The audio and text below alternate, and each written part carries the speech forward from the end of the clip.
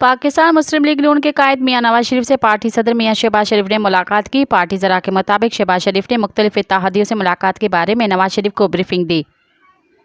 मुलाकात के दौरान मुत्तवक़्क़ा वफ़ाक़ी काबीना के लिए मुख्तलिफ नामों पर गौर किया गया। ज़रा का कहना है कि हुकूमत की तश्कील के बाद 25 रुकनी वफ़ाक़ी काबीना बनाए जाने का इम्कान है। MQM को 3 से 5 वफ़ाक़ी वज़ारतें दिए जाने पर मामलात ज़ेर गौर हैं।